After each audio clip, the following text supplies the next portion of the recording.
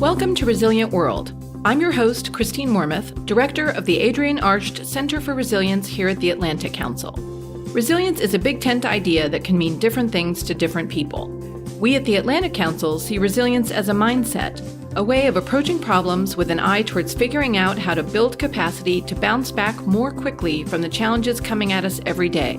Whether it's terrorism, natural disasters, global pandemics, cyber attacks, or even disinformation campaigns. Resilient World features conversations with individuals who are thought leaders when it comes to resilience. Thank you for listening. Today we have with us Lisa Monaco, former President Obama's Chief Homeland Security and Counterterrorism Advisor, also fondly known as Dr. Doom. Lisa has been Chief of Staff to then FBI Director Robert Mueller and was a top terrorism prosecutor at the Department of Justice's National Security Division. Lisa and I spent many hours together in the Situation Room for the last few years, and I'm particularly delighted she's joining us today to talk about terrorism, global health challenges, cyber threats, and many other issues. Lisa, before we dive in, I would love to know, how did you come to be in this business? What made you decide to be a lawyer? And when you got started, did you ever imagine that you would be sitting in that windowless room in the basement of the West Wing? Really good to be with you, Christine, and so glad that the Atlantic Council is taking on this resilience question and that you're doing this podcast. I think it's great.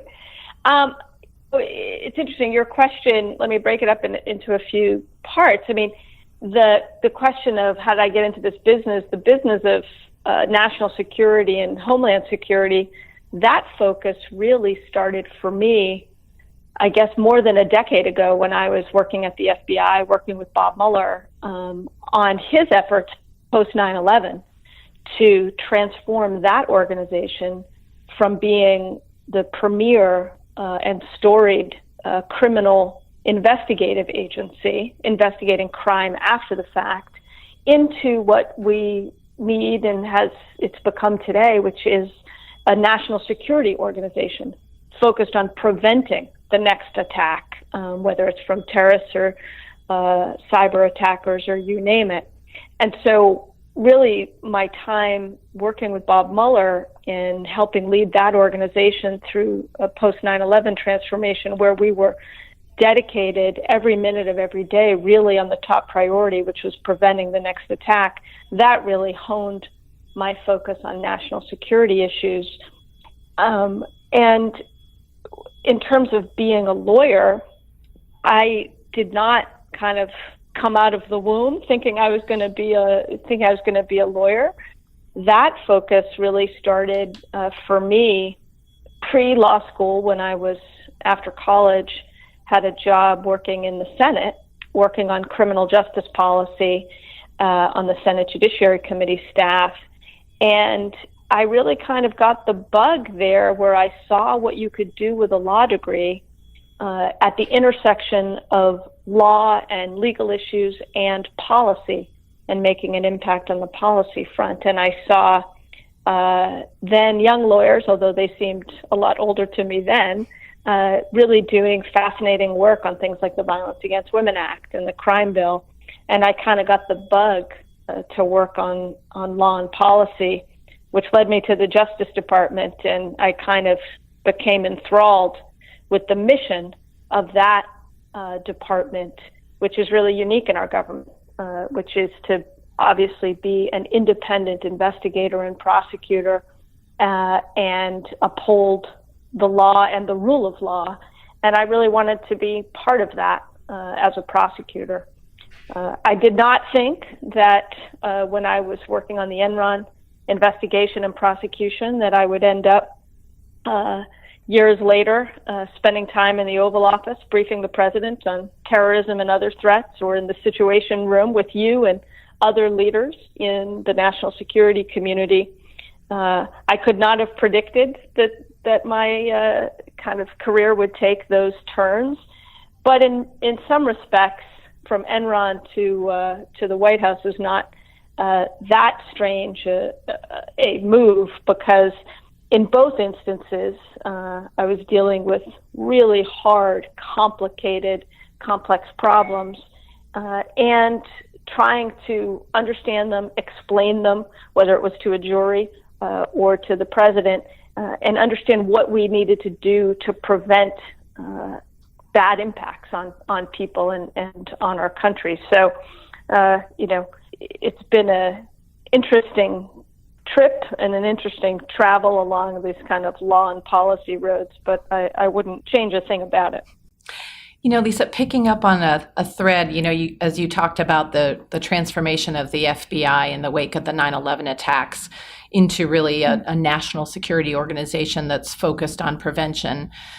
That's a huge task. And I certainly remember many meetings in the Situation Room where I was struck by the heavy burden, frankly, that the FBI now carries, and the fact that in many ways they are tasked with finding needles in a haystack.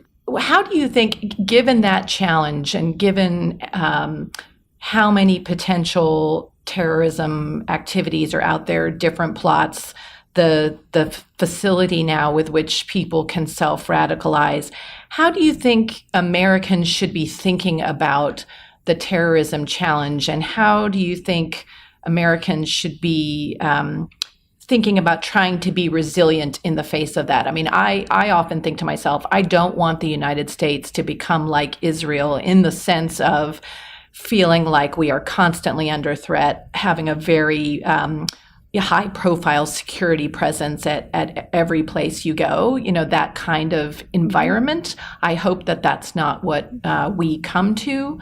And I'd be interested in your thoughts about how the public should be thinking about this challenge over time. Sure. Look, in many respects, we've become more resilient in a whole host of different ways. At the most basic level, I think through the course of two administrations, Republican and Democrat, over the Bush and Obama administration, we put in place an architecture that has made us a lot tougher and more resilient against a 9/11 style attack. And I think the risk of that has been reduced. It's not zero, but it has been reduced owing to tremendous work by the military, intelligence, law enforcement, and diplomats that we've had working for the decade and a half since 9/11. But that has not addressed the full scope of the threat, because the threat has morphed into the types of attacks that unfortunately we saw in New York along the West Side Highway. And that is the type of attack that our partners in Europe and elsewhere have been seeing actually for the last year and a half. Kind of what appears to be now is an ISIS-inspired attack by an individual seemingly acting alone. So how do you prevent that? How do you demonstrate resilience against that? We saw it in some respects here in New York, right? We saw the people coming out literally hours after that attack took place and carrying on their activities and going about their Halloween festivities. Never let something get in the way of a good parade. Exactly. And, and there was tremendous resilient spirit present in New York after that attack. And we saw it in Boston after the Boston Marathon bombing. So in some respects, our spirit, what is, I think, a truly and uniquely American spirit to carry on, to not be cowed, that is the great defense we have against what the terrorists want, which is, of course, to make us fearful, to make us change our lives. I get asked a lot, are things like the Boston bombings, the New York attack, do they constitute a new normal? And do we just have to recognize that? And I don't like that term. And that's not how I think about it, because I don't think we should ever consider that type of carnage and violence normal. And so we should not think of it that way. I think we should not confuse resilience with resignation. In other words, we should be resilient. We should go on with our lives. We should not change what we do as a result of cowardly acts of terrorism. but nor should we be resigned that we're just going to have to sustain a certain level of that violence. So, the truth of the matter is the types of attacks that I think we will see more of, like we saw in New York, are the types of attacks that are going to be harder and harder for organizations like the FBI and our state and local law enforcement to prevent. They do not have the types of characteristics that are going to kind of come into what I've described as the net that we built after 9/11 to detect a kind of complex externally directed attack. More than likely, the seeds of an understanding of when the next attack is going to come from something like New York or the Boston bombings, that's going to be known to people in the community. Mm-hmm. And so we're going to have to figure out a way to enlist the community's help in understanding this threat and preventing those attacks from happening. So I'd like to pull the thread on that in two ways. Sure. One, while we don't yet know the full story of how the perpetrator of the recent attack in New York, how he became radicalized, I'd love to get your thoughts on what kinds of things do you think make successful countering violent extremism programs. Our own U.S. government programs have undergone sort of a fair amount of evolution over time. I know, you were very involved in that at one point, and we made some significant changes, for example, to the offices in the State Department that were working on countering violent extremism. So would be interested to hear what you think makes an effective program. And also, your thoughts on how we can make sure that we're working effectively with communities to be sort of the listening post that you were just talking about, and balancing that, I think, against the possibility, particularly in this very sort of fraught environment that we have right now, avoiding the possibility of bringing whole groups or communities under sort of unfair suspicion. Sure. And we shouldn't be approaching this as, whole groups or whole communities as under suspicion. These are individuals who undertake specific actions, and we've got to look at it that way.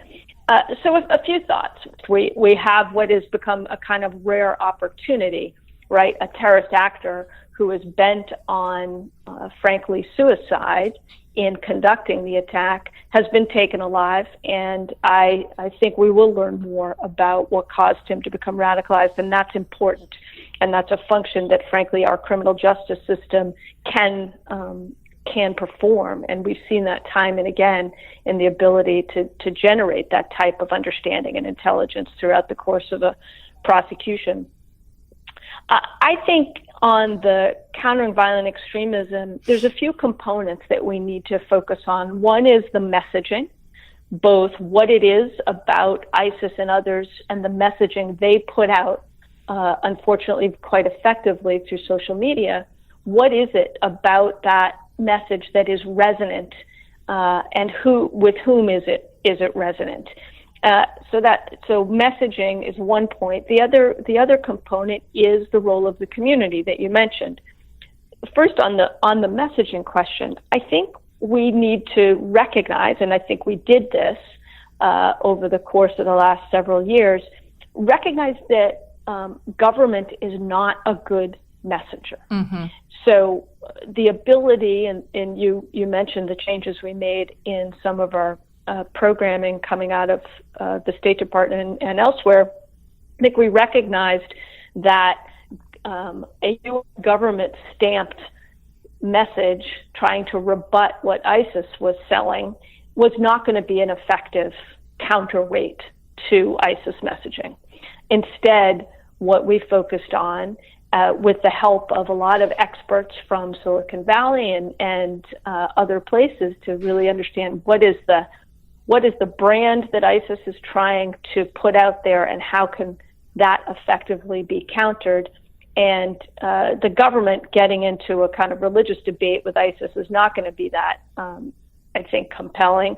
But having legitimate voices from around the world, from non-governmental organizations, from religious leaders to rebut and counter ISIS messaging is going to be more effective. And so government can play a role. They can play a role as a convener and a bringing together of the technical folks who understand how these platforms are abused with the voices and who can provide that content to lift up and amplify a counterweight message to ISIS. So first and foremost, understanding what's the effective message and who is the best messenger, and government kind of getting out of the way of that. And then on the community role, you used a phrase, listening post. I want to take a little bit of issue with that, which is, for so long, government's efforts in this area have been seen as suspicious or have been seen as only operating through the law enforcement lens. Mm-hmm. And I was involved in many discussions where groups and communities would say to the government and its countering violent extremism programs, they said, look, you guys are trying to securitize your relationship with the Muslim community or with other communities. Don't view this solely through a law enforcement lens. And I think we had to take that on board and realize that there are effective community approaches here are not going to be a one-size-fits-all. Mm-hmm. There isn't going to be only one way to do this. So you see communities as different as Los Angeles and Boston or Dearborn, Michigan, taking different approaches. So they've got to be kind of ground up, and they've got to enlist everyone from educators to public health professionals to mental health professionals to community organizers to figure out what's going to work. Mm-hmm. Is it trying to provide programming in that community to give kids an alternative to being sucked into whether it's gangs or online messaging from ISIS? Is it working with law enforcement to provide an off-ramp for that person who might be on the cusp and trying to kind of intervene before something goes bad? These are going to be very kind of organic approaches, but they got to come from the communities themselves. The last thing I would say is I think there's a real role for technology here. We've seen some very innovative approaches from people like Google and their kind of think tank mm-hmm. called Jigsaw. Mm-hmm. And they've developed something called the Redirect program, where if you're going online and searching for ISIS content, they're going to feed you, you're going to see kind of alternative messaging that says, look, ISIS may not be all it's cracked up to be, or it, here's a different way of thinking about this.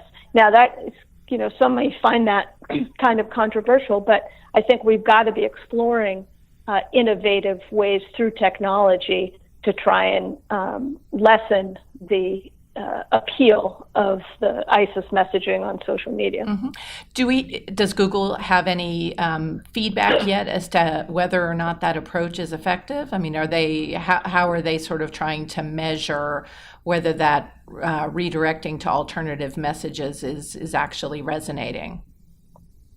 Yeah, so they're developing metrics along with the piloting of some of this technology. The understanding and figuring out what works, you've hit upon, I think, one of the toughest nuts to crack in this, right? How do you figure out what works? Because at bottom, it's the same challenge that law enforcement has. In other words, how do you figure out what goes wrong in somebody's mind mm-hmm. so that you prevent that guy from getting behind that the wheel of that rented truck?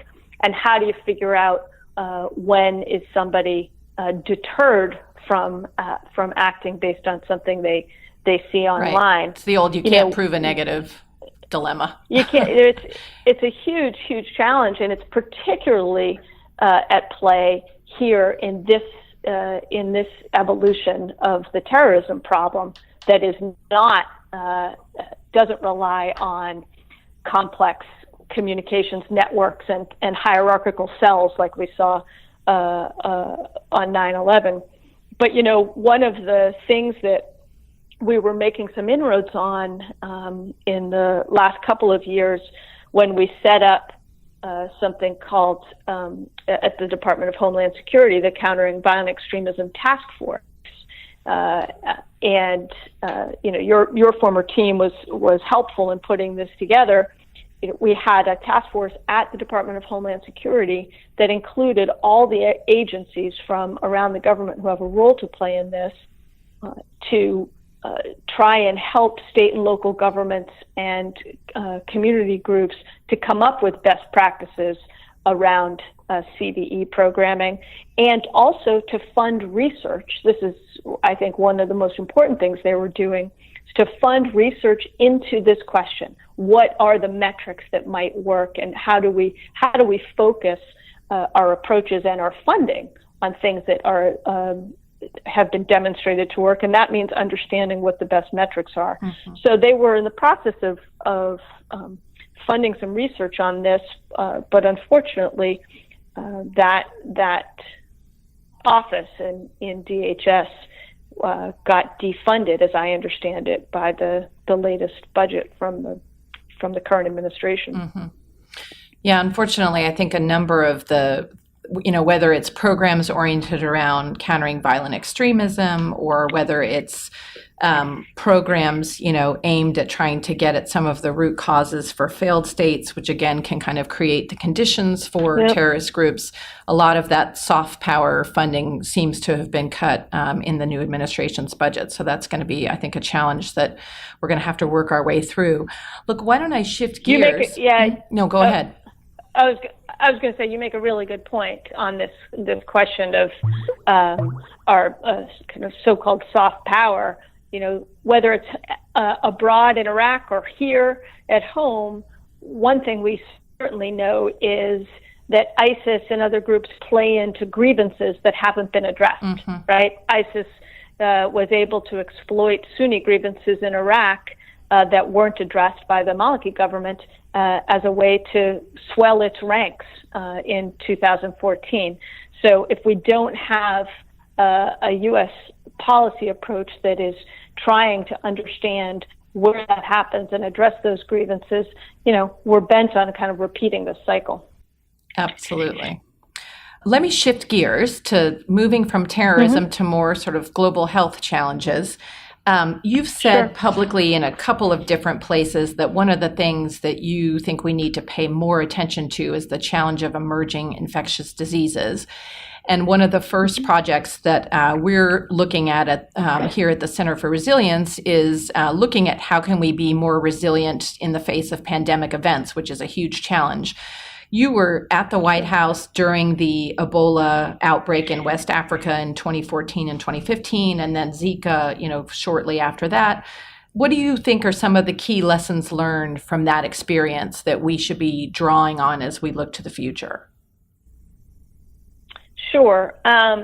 You're right. I have been focused very much on this question of emerging infectious disease and the threat posed by it. And I use that phrase quite deliberately, emerging infectious disease, even though I and other leaders in national security would tell you we're always worried about a bad actor getting a hold of a pathogen. Right. And of course, that concern never stops. But when I talk about the concerns around emerging infectious disease, I mean that the risk from a naturally occurring new disease that we have not encountered yet, or a new strain of an old disease that we have not encountered yet, that is not introduced maliciously. It takes no malicious introduction to cause great havoc and death, and that's what we saw certainly with Ebola. Right. I mean, I think a lot of Americans don't realize that next year is actually the 100th anniversary of the 1918, so-called Spanish flu outbreak that killed somewhere between 20 to 50 million people and infected 40% of the world's population. So, and that was, as you said, a naturally occurring event. That's exactly right. And, the new strain of flu, you talk to anybody who's concerned about this, and they will tell you the nightmare scenario, and frankly, the one that we talked about most often in this area around, the Situation Room, as you'll recall, is a new strain of flu, a flu that we are not prepared for, that we haven't seen before. And so some of the lessons learned, I think, particularly from Ebola, and in fact, we applied some of these when we saw Zika. I would say kind of three big takeaways for me that I saw. One, and it sounds very common sense, but it's something we need to keep front of mind, and that is being extremely science-based. In other words, making sure our response, both our preparedness and our response efforts, are guided by science and are grounded in science and facts and expertise from the experts on these issues. Because if you do not focus on science-based responses, you risk creating uninformed panic, and B, you will, I think, end up misspending and misdirecting resources. So being science-based and fact-based in both the preparedness and the response. And that links to the second takeaway, which is something we tried to do in Ebola and really did, I think, in Zika, which is get facts out early and often about what is exactly the nature of the problem, the nature of the disease, how can it spread, how can't it spread. We found there was tremendous misunderstanding about the nature of how Ebola spread. In fact, even though people did not understand this and did not think this to be true at the outset, in fact, it was quite difficult to contract Ebola. You would not have known that from seeing some of the early media reporting on this or some of the early things on TV about this. In fact, it was quite difficult to contract Ebola. You had to have extremely intimate contact with somebody who was very sick during the finite period of their the height of their illness. So, in contrast to the nightmare scenario, which is an airborne illness, something that can travel through the air and get into your respiratory system like a flu virus. So, being science-based and on the basis of that science and those facts, making sure you're getting that information out early, and you can never say it enough, right? Repeating very often and through credible voices what the facts are about the disease and how it's spread and what you can do about it. And then the last thing I would say, and something we learned in Ebola and in Zika, is the importance of syncing up emergency management with public health. And this, I think, gets very directly to some of the work that you're doing in the Center on Resilience, which is how do you merge some of the disciplines and, in many senses, in many places, differing bureaucracies, and bringing that expertise together. We saw this, the perils of not having those things synced up. For instance, in Texas, in the early stages of the Ebola response, where we had the illnesses in one hospital in Dallas, and needing to make sure that public health infrastructure was fully synced up with the emergency managers and the understanding and expertise they bring to building out a response in that community. So making sure that those two disciplines are really synced up, both in our preparedness and our response activities, I think are pretty important. Mm-hmm. So some would argue, I think, that to create that kind of synchronization and that kind of coordination that you're pointing to as being so important, at least one blue ribbon commission that came out that was co-chaired by former DHS Secretary Tom Ridge and former Senator Joe Lieberman, they put out a report calling very strongly and emphatically to create a coordination council for sort of biodefense and biosecurity that would report directly to the vice president. And they made the argument that kind of a centralized approach was needed to be able to set priorities, to coordinate across all of the different entities scattered throughout the federal government that have a piece of this kind of set of responsibilities, and to hold the agencies accountable and to sort of rationalize the resources that are spread across many different agencies. I wondered what your view is of that kind of approach. Do we need to go to that kind of centralized oversight? Or do you think that a more disaggregated approach like what we have now can work? So I've got a lot of respect for the work of that commission and Tom Ridge and Joe Lieberman. And in fact, my predecessor, Ken Weinstein, well, my predecessor in a few jobs, actually. My predecessor at the White House, Ken Weinstein, who was the President's Homeland Security Advisor under President Bush, and he also served earlier in his career as head of the National Security Division at Justice, as I did. He was on that commission, and he and I have talked about this. I think the impulse is exactly right, to have a coordinating point, a place where the priorities, the budget, the oversight, the ensuring implementation is getting done, that happens in one place, and it ought to happen in the White House. And I think that is exactly the role for the National Security Council staff, which is why we created, in the Obama administration, something called the Global Health Security Directorate.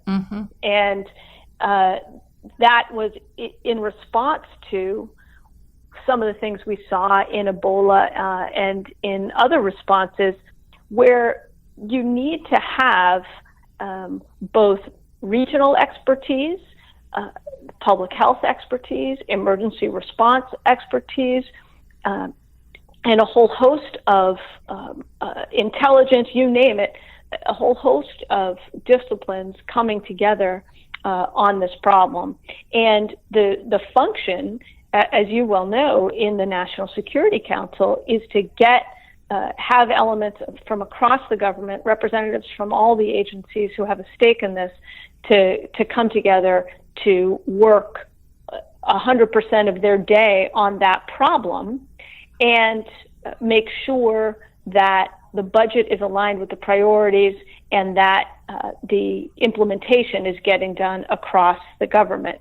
So I agree with the coordination impulse. I think it has to happen at the White House, and I think as our approach was to have it happen as part of the National Security Council process, and it was headed by my deputy, the Deputy Homeland Security Advisor, and reported up through me to the President. So it was, I think that coordination impulse is exactly right, and I think it was happening in the end of the Obama administration through that Global Health Security Directorate. The other important thing is to recognize that we can't kind of split this up geographically. In other words, in many respects, I think Homeland Security has become a bit of a misnomer. It connotes that we're only concerned about what happens inside the homeland, inside our geographic borders. But the biggest threats we're facing are trans-regional and truly cross borders, whether it's terrorism to cyber to pandemic disease. So one of the most important things we can do is have a global health approach that focuses on building up our surveillance capabilities and that those of our partners of detecting when we have an emerging infectious disease, when we have a new strain of Ebola or Zika or flu, that we detect that when it's outside our borders and better equip ourselves to deal with it when and if it comes to the United States. Exactly. And similarly, I think it's just as crucial that we continue to focus on helping developing countries in particular strengthen their overall national public health systems, because as I understand it, the stronger those national public health systems are, even in terms of providing general public health services, the more resistant and resilient countries will be to these kinds of global health threats. And I think that's something that a lot of folks may think, well, providing that kind of assistance, I'm not sure that's really a good return on our investment for the United States. But, helping solve the problem as far away as possible from the United States is probably the best way to ensure our own security. That's absolutely right. And that's, the global health security agenda, which was started under the Obama administration, and based on everything I've seen, the Trump administration is supporting this and is backing it rhetorically, if not budgetarily. I hope both. Is in fact, I think, money quite well spent. We've now got more than 50 countries signed up to participate in the global health security agenda, meaning hitting benchmarks for things like biosurveillance capability and reporting when they detect new and emerging diseases in their countries. And what we've found is actually a little goes a long way when it comes to building up those capabilities in our partners. And back to this implementation point, as you saw in our response to Ebola and other things, you need to have all of the elements of national power arrayed against this threat and against a crisis.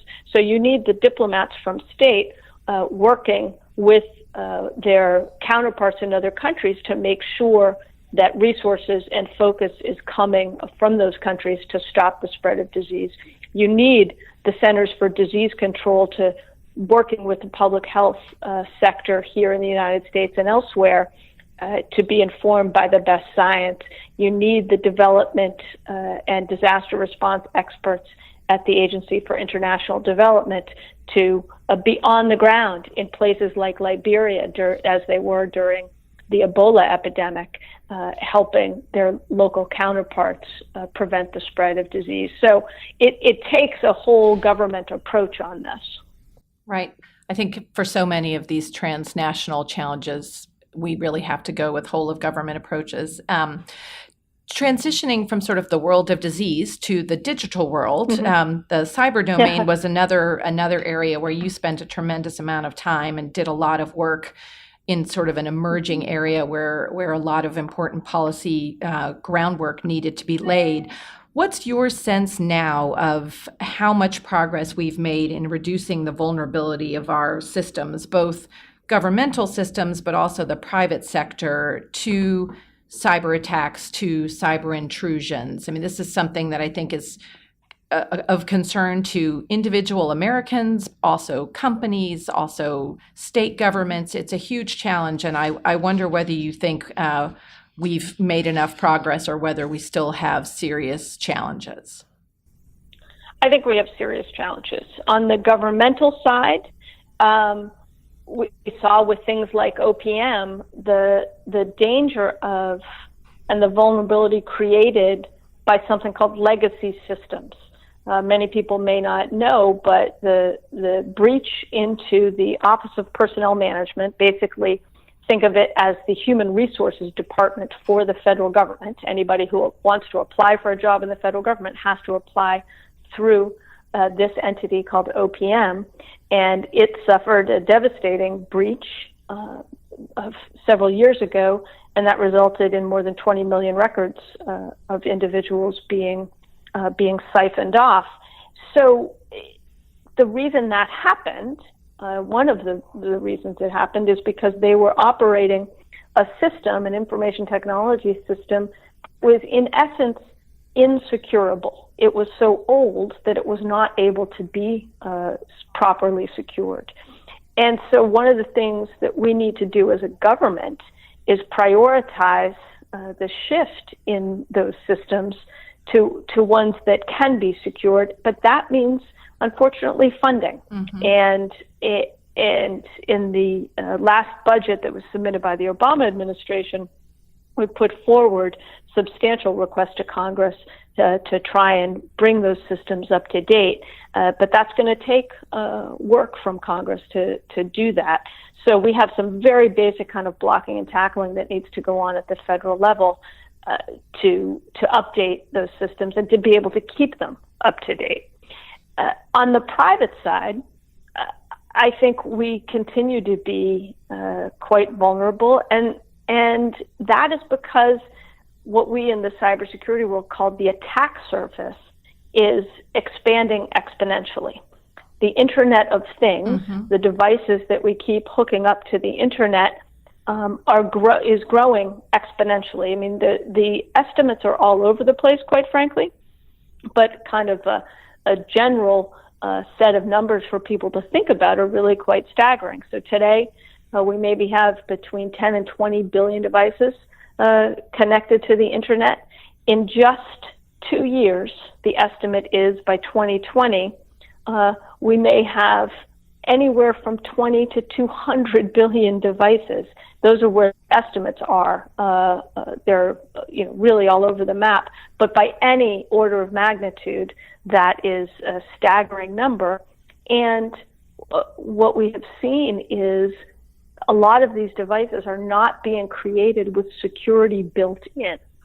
And so that, of course, creates vulnerability. Anybody who's connected to the web is going to be potentially vulnerable to a malicious actor. So we've got to change our orientation, I think, to one of secure by design. We're building security in at the front end of these systems, and that's the only way that we're going to try and stem the tide. But at the end of the day, this is not about, we are not going to be able to create perfect defenses. And so I think we also need to be raising our level of personal kind of digital cyber hygiene, safety, and cyber hygiene. That's exactly right. My team at the White House used to make fun of me when I used that phrase, but I think it's an apt one. It makes a lot of sense. We, as individuals, we didn't used to automatically get in our cars and put on our seatbelts, but through everything from public service announcements to having it drilled into our heads about safety to regulation, we learned that it's a vital thing to do from a public safety perspective.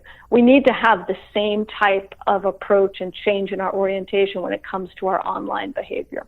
Yeah, completely agree. It's like teaching your kids to wash their hands when they're in the bathroom. You have to start early. Exactly. Well, Lisa, you've been incredibly generous with your time, so I want to thank you. But I would like to close with just sort of one last question that's maybe a little bit more your personal perspective. You have, across your entire career, which has just been exceptional, you have seen a lot and had to handle a lot. You are well known to have had to deal with the Boston Marathon bombing the third week on the job. I know from my own work with you that you have done very important and difficult and sensitive work with families who had loved ones who were being held hostage overseas. I also learned, which was very interesting, that your father is a well-known transplant surgeon. And so I'm sure you grew up with a dad who was probably handling a lot of harrowing situations. And I just wonder, what are your thoughts on what makes people resilient? What allows some people to face incredibly long odds and come out the other side and thrive, whereas other people sometimes can't seem to bear up under the pressure? Do you think there's sort of a secret sauce?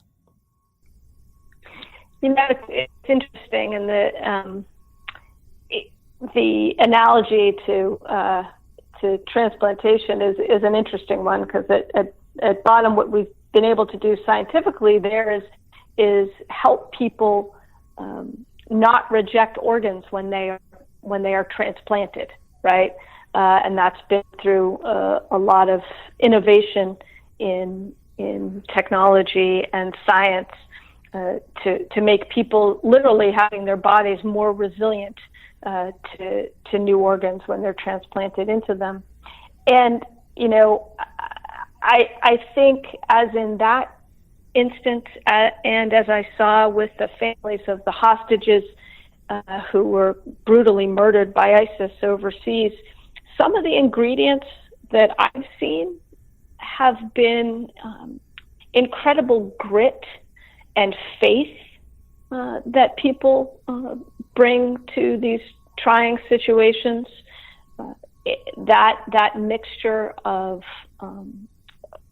internal strength and faith and courage that I've seen individuals bring to the hardest situations they've ever confronted is something I've marveled at, and I've often wondered what is it that gets them through. And I think it's been I've seen it be a mix of family strength, faith, and really something that they summon that they didn't know they had in them, and that's an amazing thing to witness, and one of the probably most rewarding, if not sometimes quite